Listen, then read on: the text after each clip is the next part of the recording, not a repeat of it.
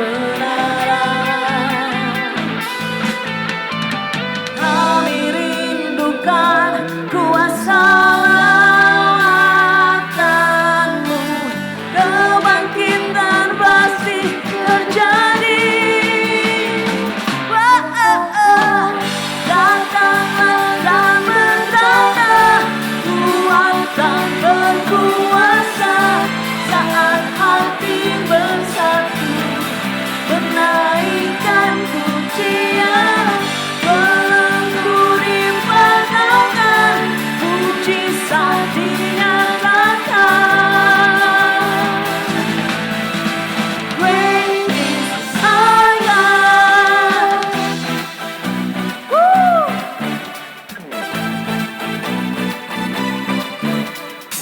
Kita mau tepuk tangan, mau menari buat Tuhan.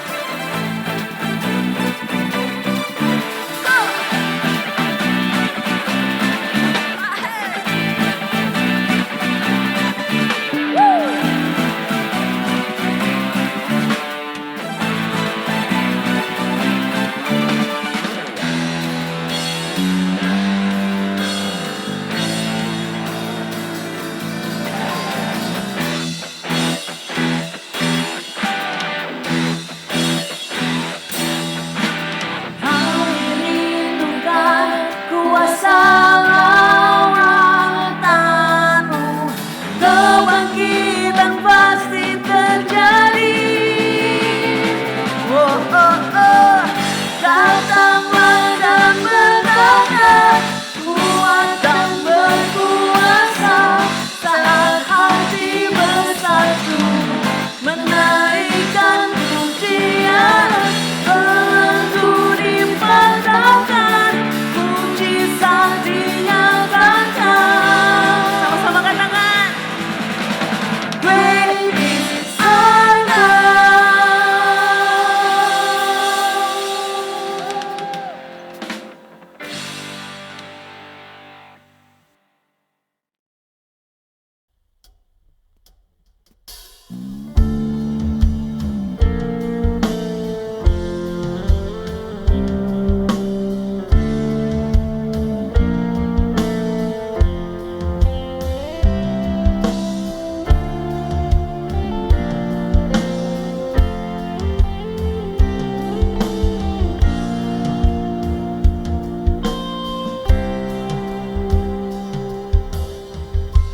Pujilah aku Tuhan, cobalah aku Tuhan, selidiki batinku dan hatiku, mataku tertuju padamu. Aku cinta padamu Tuhan, aku rindu hadirat-Mu Tuhan, aku ingin selalu dekat padamu, menikmati kehadiran-Mu. Ku nyanyi Hosana bagi Rajaku yang duduk di tahta.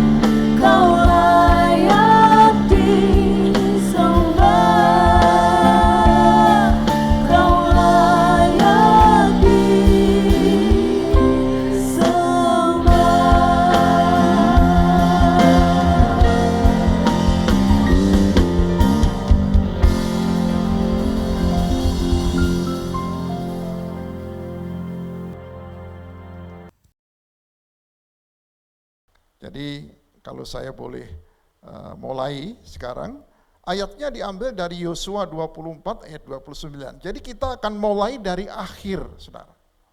Ini akhir kehidupan Yosua, tapi nanti kita akan flashback bagaimana Yosua di hadapan Tuhan mengalir bersama dengan Tuhan, tetapi arti kata mengalir, dia persiapkan, dia setia, dia takut akan Tuhan, dia bertanggung jawab, dan semua dia lakukan dengan baik. Yosua 24 ayat 29, dan sesudah peristiwa-peristiwa ini, maka matilah Yosua bin Nun, hamba Tuhan itu, ketika berumur 110 tahun. Musa umurnya 120 tahun, dia selisih 10 tahun, dan umur tidak menjadi patokan, saudaraku, untuk keberhasilan seseorang, ya, tidak ada kaitannya. Ayat 30, lalu ia dikuburkan di daerah milik pusakanya di Timnat Serah yang di pegunungan Efraim, di sebelah utara Gunung Gaas. Orang Israel beribadah kepada Tuhan sepanjang zaman Yosua dan sepanjang zaman para tua-tua yang hidup lebih lama daripada Yosua, dan yang mengenal segenap perbuatan yang dilakukan Tuhan bagi orang Israel. Artinya di zaman Yosua dan di zaman para tua-tua, orang Israel hidup di dalam Tuhan. Di luar itu mereka berbalik dari Tuhan, saudaraku. Dari sini kita mesti belajar, hidup kita tidak boleh tergantung atau hanya tergantung kepada manusia. Justru hidup kita harus terus dibangun dan tergantung atas Tuhan dan kepada Tuhan. Pengenalan akan Tuhan menjadi bagian seperti yang Paulus katakan, yang kukendaki adalah mengenal akan Dia, mengenal akan Tuhan. Haleluya. Saya akan lanjut, saudaraku, ya. Dan Yosua itu memberikan contoh yang luar biasa tentang seorang pemimpin yang kesetiaannya itu mendorong Tuhan. Perhatikan, kesetiaannya itu mendorong Tuhan untuk mengangkatnya, untuk mengangkat Yosua, saudaraku, selama 3 bagian hidup. Ya, saya tidak sebutkan bilangannya, sebut X tahun di Mesir, Y tahun di padang gurun, dan Z tahun di Kanaan. Ya. Tuhan secara bertahap memindahkan orang yang dapat dipercaya,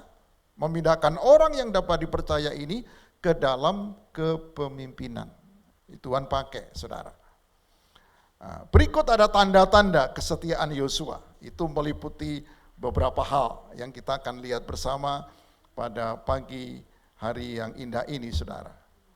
Yang pertama itu berbicara tentang ketaatan. Tentang ketaatan. Keluaran 17 ayat 8 dan 16.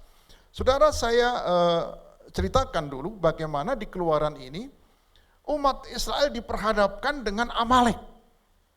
Dan pada waktu diperhadapkan dengan Amalek, Yosua sendiri secara sengaja tidak dipersiapkan oleh Musa, yang juga secara sengaja untuk mempersiapkan dia menjadi pemimpin, enggak, saudara.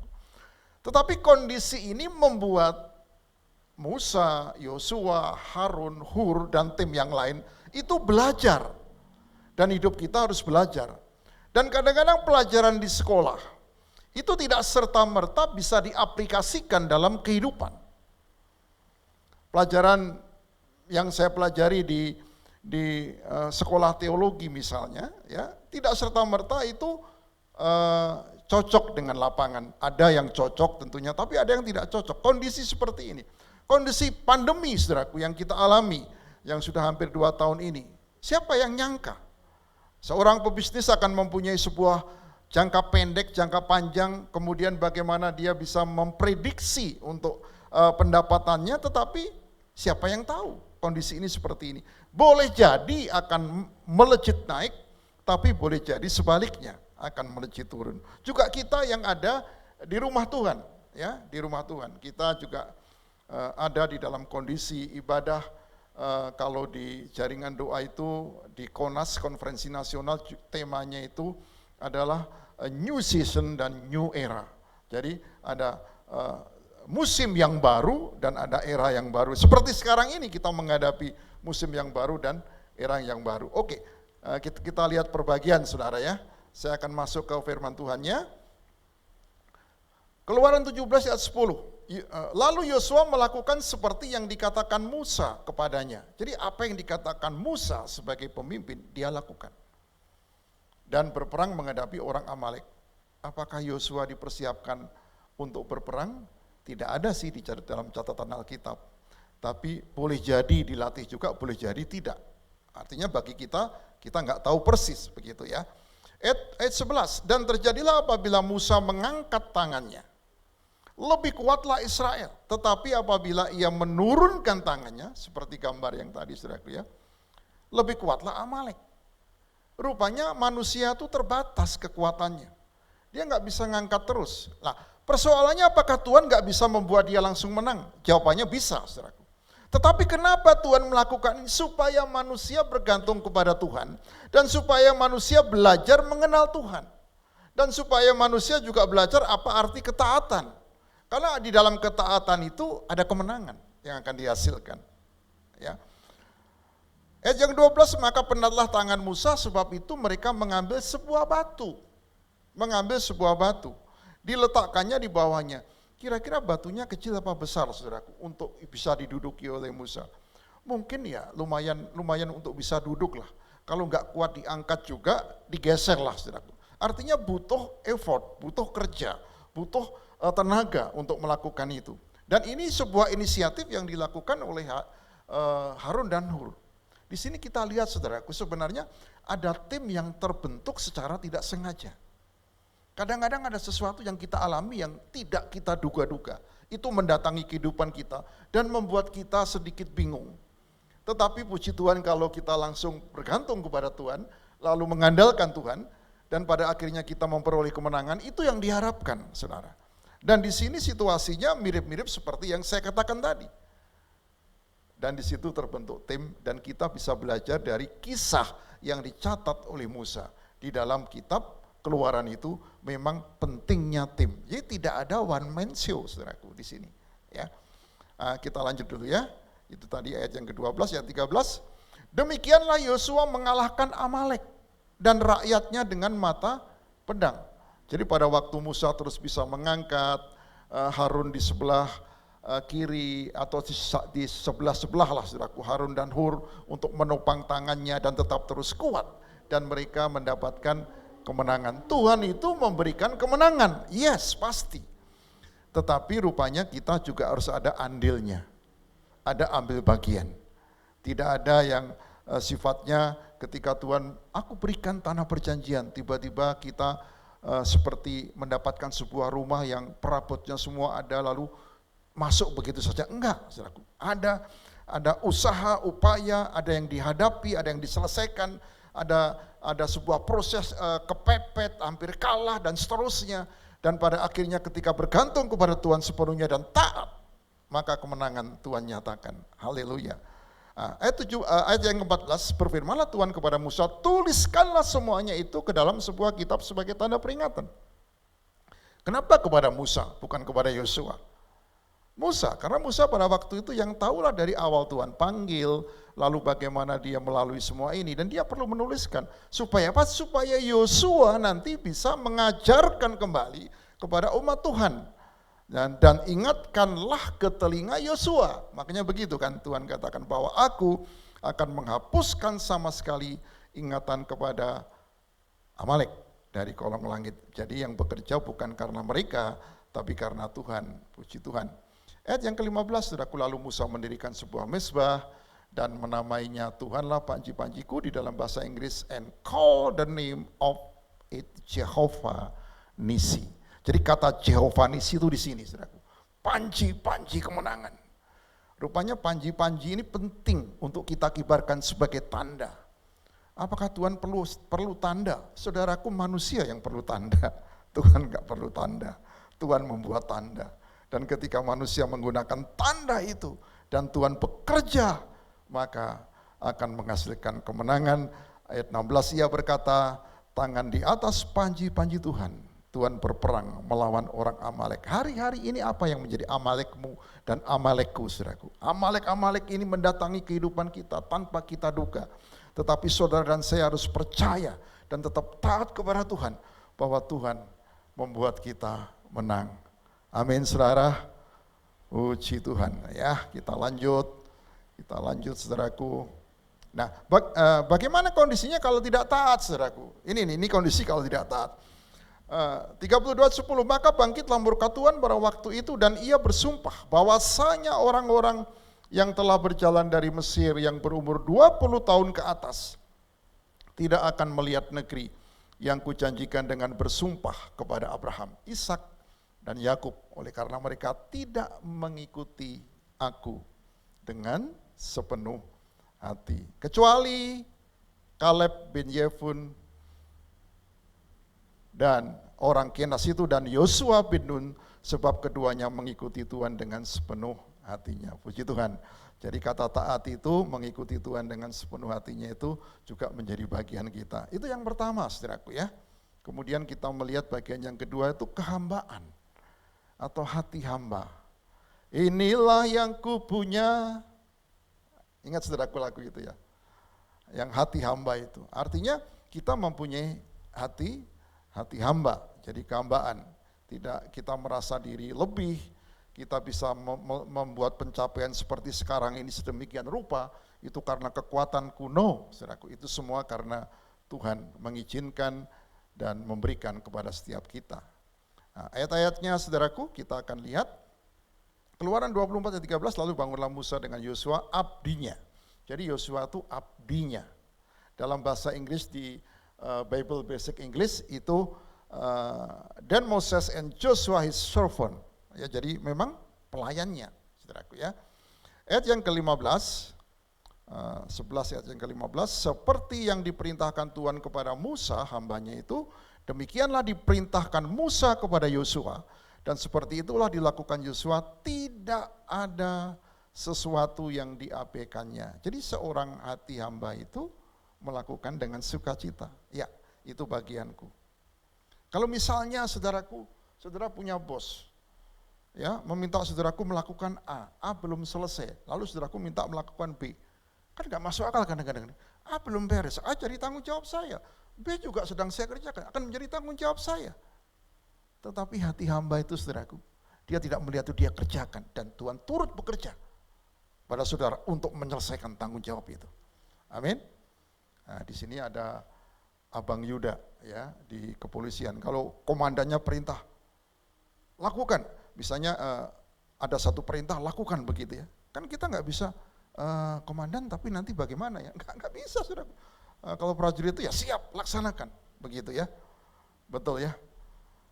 Seperti itu juga ya hambanya Pak Roni ya. Kalau kita sebagai anak Tuhan mesti siap, laksanakan. Ya. Mau nanti seperti apa, nggak apa-apa, pokoknya siap laksanakan dulu.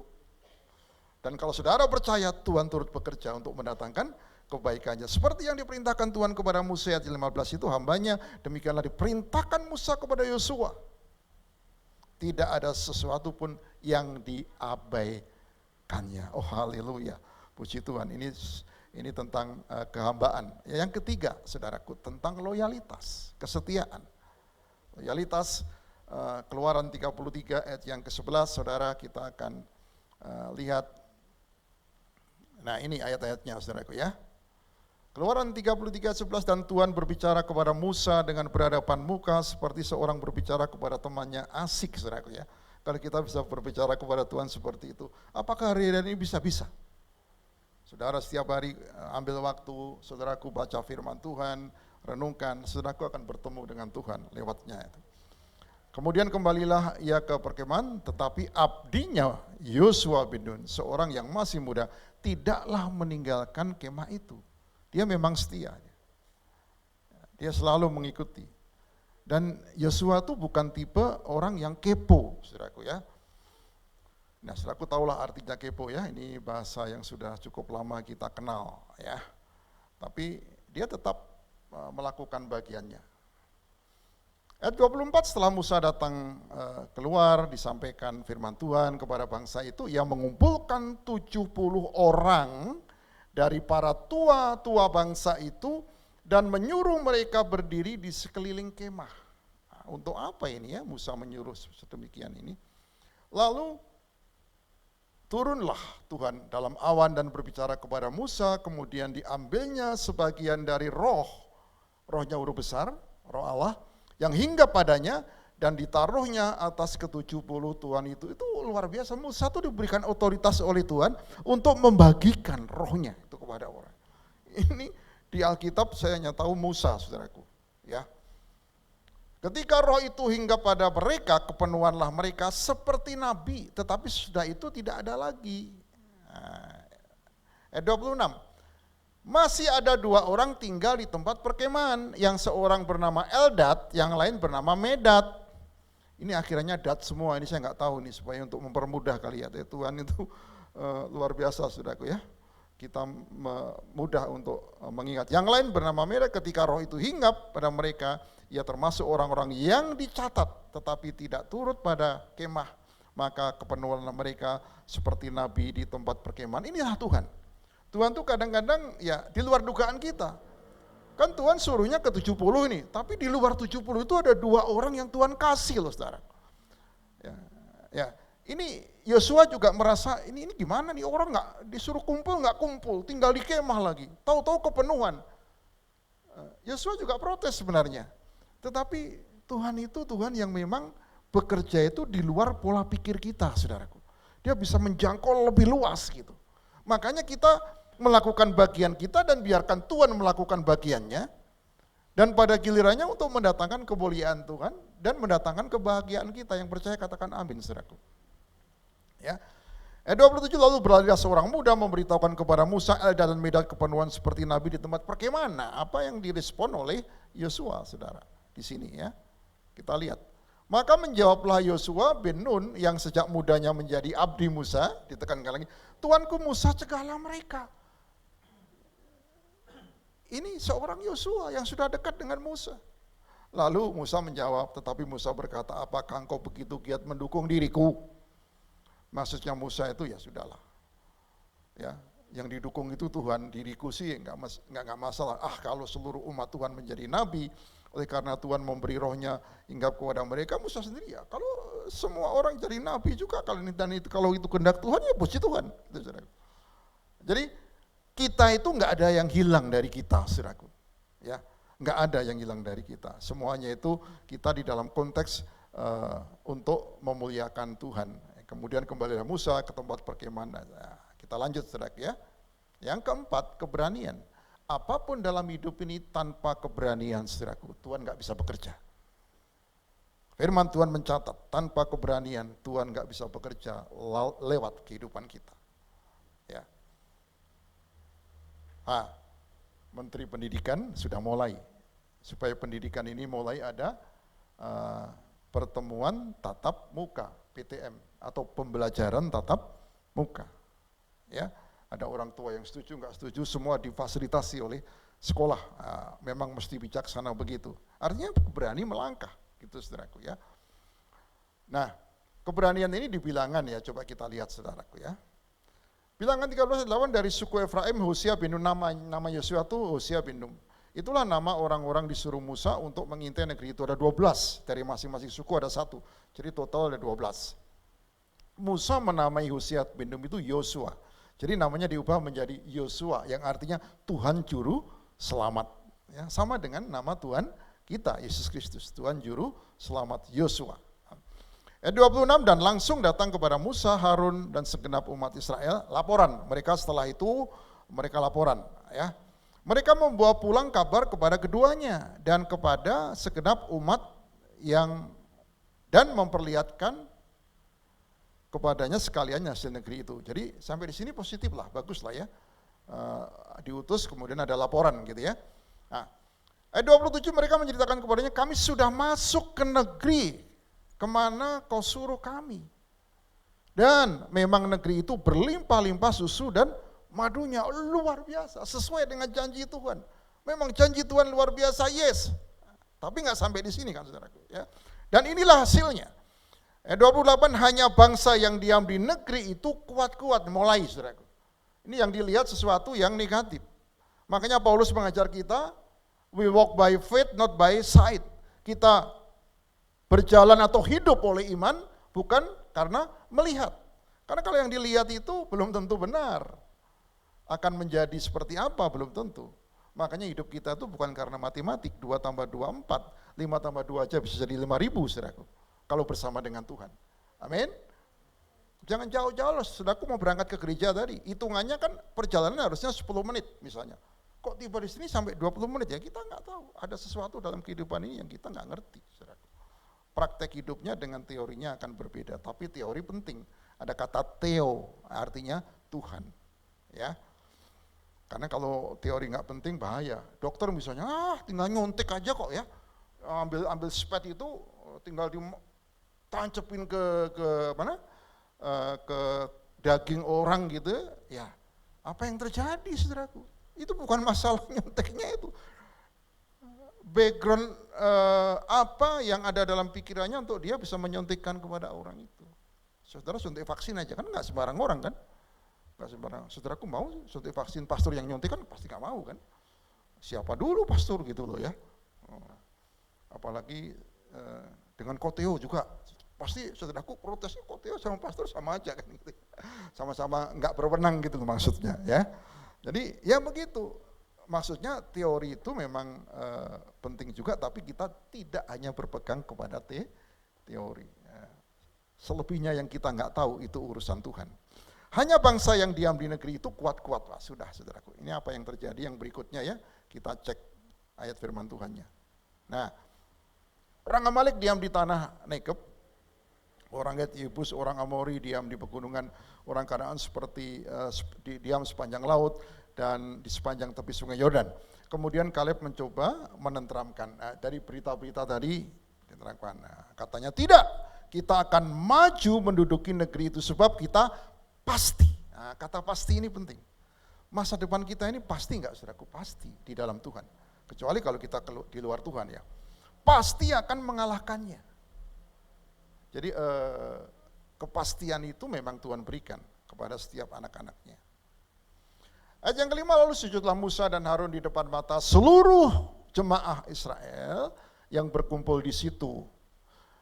Yang keenam, Yosua bin Nun dan Kaleb bin Yefun yang termasuk orang-orang yang telah mengintai negeri itu mengoyakkan pakaiannya sebagai tanda aduh sedih gitu loh saudara.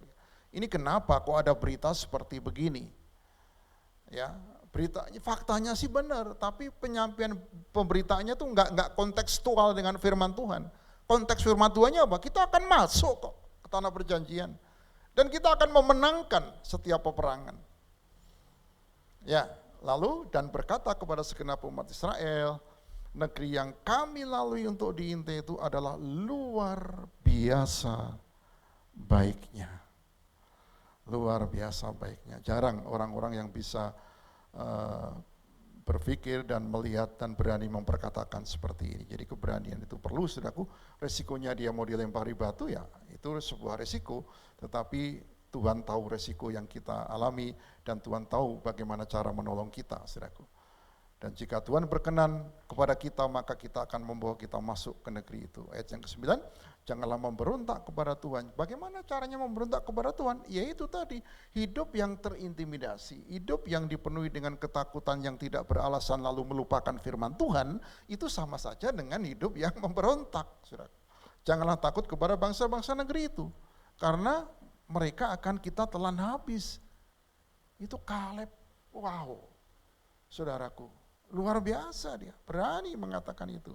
Lalu segenap umat itu mengancam hendak melontari kedua orang itu dengan batu. Apakah batu sampai kepada mereka? Enggak, saudaraku, karena Tuhan punya rencana. Dahsyat. Yang kelima, promosi. Ternyata ada promosi, saudaraku. Ya, kita perhatikan ini. Ada promosi. Kita akan lihat ya, apa isi dari firman ini. Bilangan 27 ayat 15, lalu berkatalah Musa kepada Tuhan, biarlah Tuhan Allah dari roh segala makhluk, rohnya huruf kecil, roh kita saudaraku, mengangkat atas umat ini seorang, karena Musa sudah tidak diizinkan oleh Tuhan, yang mengepalai mereka waktu keluar dan masuk. Ya, terus ayat yang ke-18, saudara. Lalu Tuhan berfirman kepada Musa, ambillah Yosua bin Nun, seorang yang penuh roh. Rohnya huruf kecil, tapi rohnya itu roh yang humble, yang taat, gitu tadi saudaraku ya. Letakkanlah tanganmu atasnya. letakkanlah tanganmu atasnya.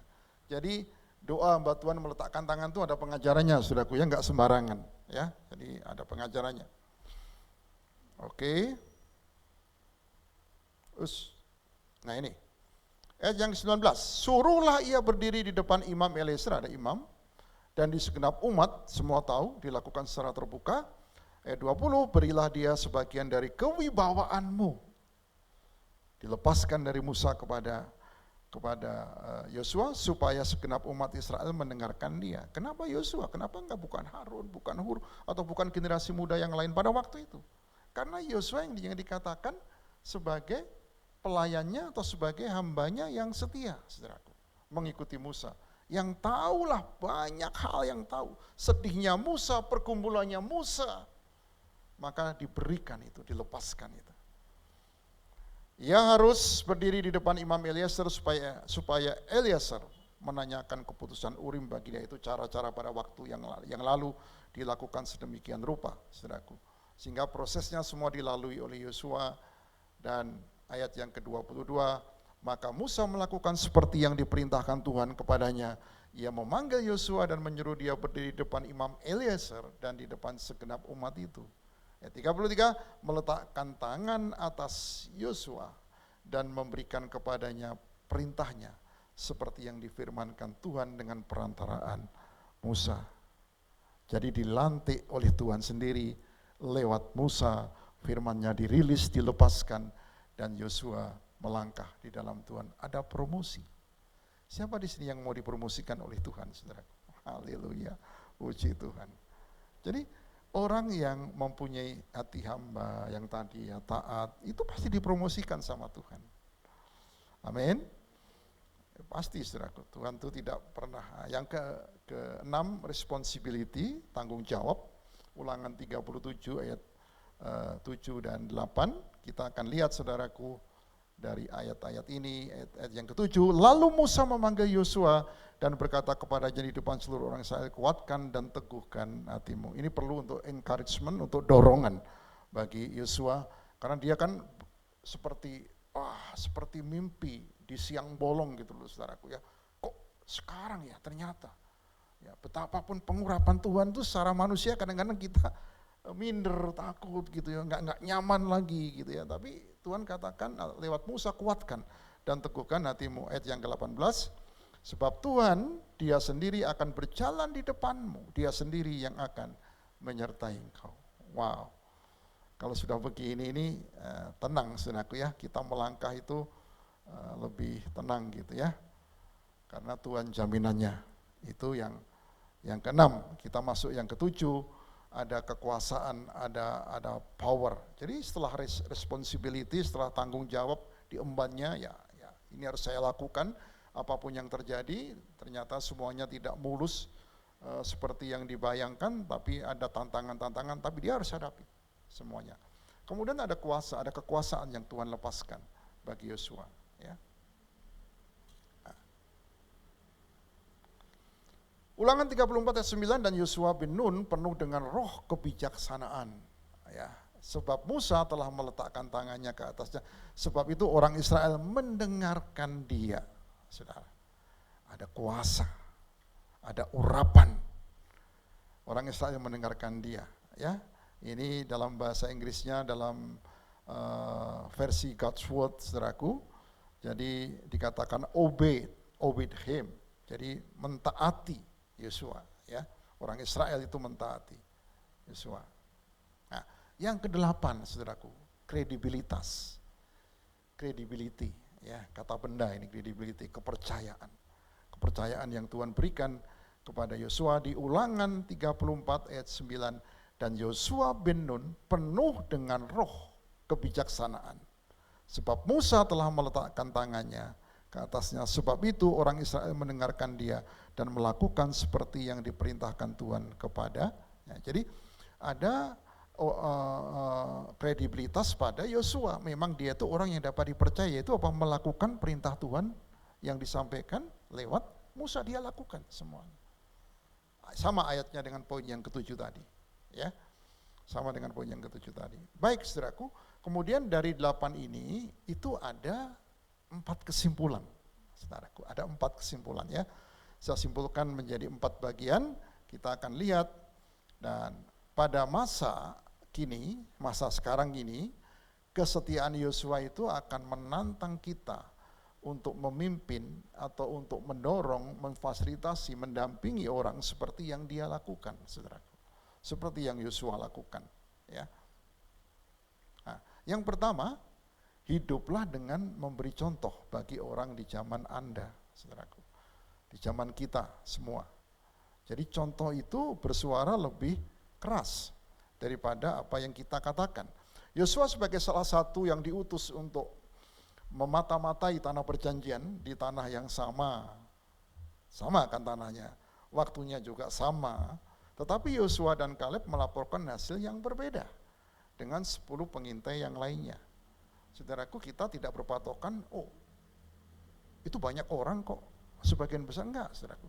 Patokan kita adalah apa yang Tuhan taruhkan dalam kehidupan kita dan firman Tuhan. Walaupun itu berbeda dengan banyak orang. Walaupun itu bahasanya melawan arus, saudaraku. Tetapi ketika saudara dan saya melawan arus, Tuhan beserta kita, kita bisa sampai pada tujuan. Itu yang pertama, saudaraku. Jadi hidup dengan memberi contoh. Yang kedua, saudaraku, yang kedua itu adalah hidup di atas masalah. Jangan kita hidup di dalam masalah, saudaraku. Ini masalah, ya di atasnya, gitu ya. Di atas masalah. Yosua menghadapi beberapa tantangan. Dia mengikuti Musa. Itu satu tantangan tersendiri. Dia telah menang atas Yeriko. Yes, setelah Musa nggak bersama dengan dia. Dia telah menyeberangi sungai Yordan. Saudaraku, kenapa sungai Yordan? Sungai Yordan pada waktu itu orang-orang yang tinggal di sekitarnya itu, kalau orang bisa nyebrang sungai Yordan itu hebat. Kenapa hebat? Karena setiap orang nyebrang sungai Yordan nggak sampai, saudaraku. Sungainya dalam sekali dan ada sesuatu. Tetapi begitu orang sekitar itu mendengar, orang Israel bisa nyebrang, bergetar mereka takut. Mereka udah ketakutan sebelum menghadapi sungai Yordan yang diopinikan oleh orang di sekitarnya pada waktu itu sungai yang sangat menakutkan, tetapi Yosua dengan penyertaan Tuhan aman, saudara. Ya. Dia telah menyeberangi sungai Yordan dengan lebih dari 1 juta orang. Orang lain tadinya ragu untuk melakukannya, maju enggak? Ada film dulu maju kena, mundur kena. Saudaraku ingat ya. Kalau yang generasi sekarang mungkin sudah enggak nonton ya. Maju kena, mundur kena itu enggak enak, saudaraku, udah enggak bisa bergerak gitulah. Tapi Yosua tetap lakukan. Yosua tetap maju. Maju tak gentar, mundur gemetar. Ya maju teruslah, saudaraku ya. Nah, yang ketiga, hidup lebih dalam dari bencanamu. Apa maksudnya, saudaraku? Jadi ketika Israel mulai maju mengambil alih tanah perjanjian, ya, sebagian tidak taat, saudaraku. Dan menyebabkan kekalahan bagi bangsa itu karena ketidaktaatan. Membuat itu menjadi bencana dari kehidupan mereka. Bencana-bencana itu akan mendatangi kita, tetapi saudaraku, ketika kita mengandalkan Tuhan, maka bencana itu bisa kita lewati. Yosua memenangkan semua bencana itu. Haleluya. Saudaraku, kemarin ada berita, saudaraku nggak tahu denger nggak? Ya, saya baca. Ada banyak orang tuh nggak suka sama presiden kita. Ya, ini karena beritanya termasuk baiklah untuk presiden. Saya berani menyampaikan. Lalu ada yang mau nyantet, saudaraku. Si tukang santetnya tuh ngomong gini, nggak bisa, dia itu auranya putih gitu loh, nggak bisa disantet. Artinya ya, ahli santet sendiri mengakui gitu loh. Apalagi orang-orang yang hidup dengan firman Tuhan, saudaraku, saudara dan saya, ya, Tuhan juga memberikan perlindungan seperti itu. Artinya kebaikan hati, kemudian kasih. Presiden Jokowi dikatakan mengasihi orang, kasih, suka menolong orang, itu memberikan sebuah kekuatan di dalam diri kita. Jadi yang namanya santet itu bisa mental gitu, saudaraku ya. Ini bukan teori ini ya, kesaksian lah, saudaraku ya, katanya begitu. Yang keempat, yang terakhir, saudara, hiduplah di luar kemampuanmu. Maksudnya apa ini? Hidup di luar kemampuan ini. Saudara dan saya punya mimpi tentunya. Jadi mimpinya Yosua, tekadnya Yosua, kemampuannya untuk mengembangkan kepemimpinannya pada waktu itu dan mengaktifkan keahliannya untuk bisa melambung di luar talentanya sendiri. Itu nggak akan bisa dia lakukan sendiri kalau di dalam pikiran dan hatinya dia tidak mengandalkan Tuhan. Kalau kita hanya mengandalkan apa yang bisa kita lakukan, saudaraku, Tuhan akan katakan, ya sudah, silakan lakukan saja. Tetapi ketika kita mengandalkan, menghidup di luar kemampuan kita, maka mujizat, keajaiban akan Tuhan nyatakan lewat kehidupan kita. Amin, saudaraku. Itu. Tuhan Yesus mengajarkan kepada murid-muridnya begitu pada waktu Petrus waktu itu. Dia seorang yang cukup ahli untuk mencari ikan, ya. Jadi intuisinya tentang ikan itu luar biasa. Dia bau ikan di mana dia tahu gitulah, ya. Mungkin bisa dikatakan begitu. Tapi semalaman nggak berhasil. Begitu ada Tuhan, lalu Tuhan katakan dia lepaskan jaringnya, 2 perahu pun tidak muat untuk menampung tangkapannya. Lalu Tuhan katakan apa? Aku akan jadikan engkau penjala manusia. Jadi esensinya Tuhan itu sebenarnya mau membuat soal makanan, soal apa yang dikhawatirkan oleh orang, kamu gak usah khawatir, gitu loh Tuhan katakan. Jadi hidup di luar kemampuan, teorinya kita dapat, kemudian pengalaman kita dapat, tetapi hasilnya no. Tetapi ketika bersama dengan Tuhan, Tuhan aku punya teori ini, aku punya kemampuan ini. Terserah Tuhan deh mau bagaimana. Lalu Tuhan akan ajari kita dan kita akan punya pengalaman baru bersama dengan Tuhan. Tuhan Yesus memberkati. Karya terbesar dalam hidupku, pengorbananmu yang selamatkanku. Engkaulah harta yang tak ternilai, yang ku miliki Dan ku hargai Yesus engkau ku kagumi.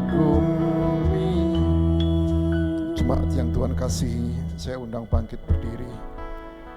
Dan kalau saudara sudah mendapatkan 1 paket anggur dan roti, saudaraku akan siapkan roti untuk diangkat di tangan kananmu.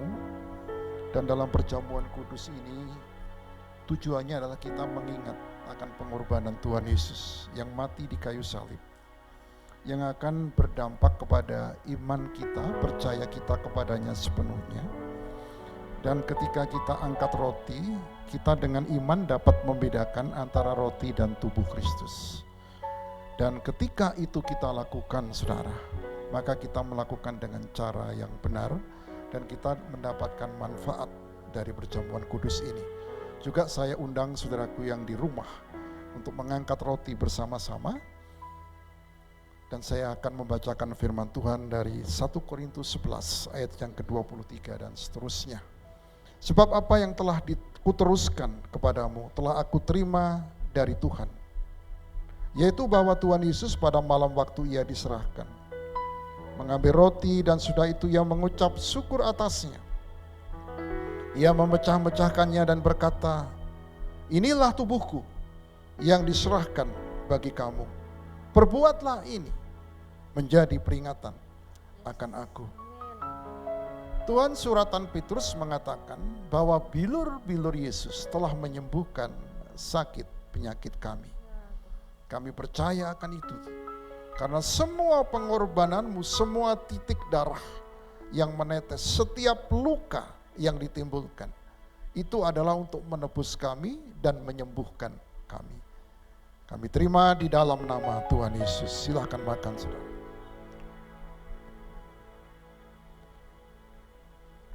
Terima kasih Tuhan.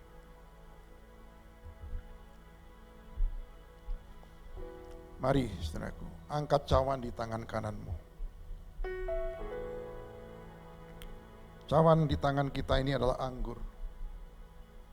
Tetapi ketika kita dapat membedakan antara anggur dan darah Yesus, maka kita berkenan di hadapan Tuhan. Dengan iman kita percaya yang kita terima adalah darah Yesus. Angkat di tangan kananmu, saudaraku. Demikian juga ia mengambil cawan sesudah makan lalu berkata, cawan ini adalah perjanjian baru yang dimeteraikan oleh darahku. Perbuatlah ini setiap kali kamu meminumnya menjadi peringatan akan aku. Terima kasih Tuhan, kami terima darah-Mu. Kutuk di masa lalu, sekarang dan akan datang, Engkau telah menebusnya. Dan tidak ada satu iota dosa pun yang mampu melawan darah Yesus. Kami telah menerima jaminan itu. Sekarang kami terima darah-Mu di dalam nama Tuhan Yesus. Silakan minum saudara. Sebab setiap kali kamu makan roti ini dan minum cawan ini, kamu memberitakan kematian Tuhan sampai Ia datang. Haleluya. Terima kasih Tuhan Yesus. Terima kasih Tuhan Yesus. Terima kasih Tuhan Yesus. Terima kasih Tuhan Yesus. Haleluya.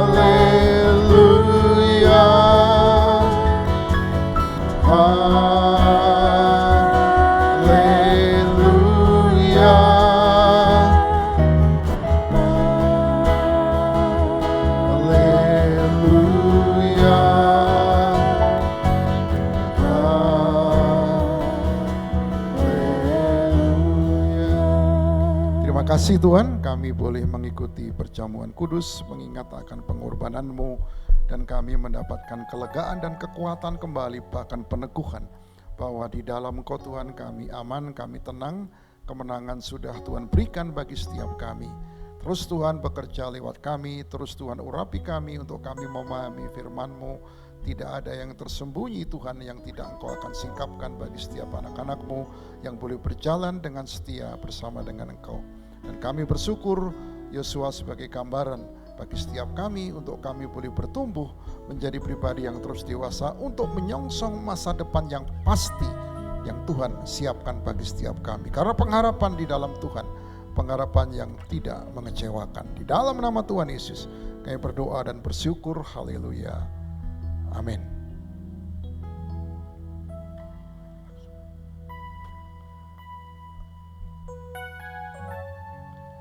Saudaraku, kita akan langsung berdoa untuk doa syafaat. Bapa, terima kasih. Berkati apa yang diberikan oleh anak-Mu pada saat ini, yaitu persembahan, persepuluhan, pembangunan, dan persembahan-persembahan khusus. Kau tahu kesetiaan, tanggung jawab, hati hamba yang melekat kepada setiap anak-anak-Mu. Tuhan telah taruhkan nilai-nilai itu di dalam kehidupan anak-anak-Mu. Untuk setiap pribadi boleh maju di dalam Kau. Kami juga berdoa Tuhan untuk anak-anak-Mu yang berulang tahun. Untuk Ellen, untuk Olive, untuk Opel. Tuhan berkati. Pengenalan takut akan Tuhan menyertai akan setiap anak-anak-Mu. Di tangan kanannya Tuhan memberikan umur panjang, di tangan kirinya kekayaan dan kehormatan. Dan jalannya disebut jalan yang berbahagia. Kasih-Mu menyertainya. Dan kemampuan demi kemampuan Tuhan lepaskan. Sehingga anak-anak-Mu sendiri boleh melihat dan boleh mengalami pengalaman perjumpaan dengan Engkau Tuhan. Berdoa untuk seluruh jemaat pada saat ini yang mengalami kelemahan tubuh. Atau saudara-saudara kami, orang tua kami, kakak adik kami juga berdoa Tuhan jamah mereka, karena bilur-bilur Yesus telah menyembuhkan. Kuasa darah Yesus memulihkan. Seluruh jemaat Tuhan kami serahkan dalam tangan. Tuhan Engkau memimpin akan setiap anak-anak. Terima kasih Tuhan. Saudaraku yang kekasih, mari buka hatimu dan angkat tangan untuk menerima berkat Tuhan. Bapa menghadapkan wajahnya kepada setiap saudara dan memberikan damai sejahtera. Diberkati ketika engkau masuk, diberkati ketika engkau keluar, diberkati usahamu, diberkati pekerjaanmu, diberkati studimu, diberkati rumah tanggamu, diberkati buah kandunganmu, berkati pelayananmu. Tangan kanan Tuhan yang membawa kemenangan menyertai setiap saudara. Saudaraku yang kekasih, terimalah berkat anugerah Bapa bersama dengan Yesus Tuhan dan Juru Selamat kita. Dan dalam persekutuannya dengan Roh Kudus, dari sekarang sampai selama-lamanya. Dalam nama Tuhan Yesus kami berdoa dan mengucap syukur. Haleluya, yang diberkati katakan amin.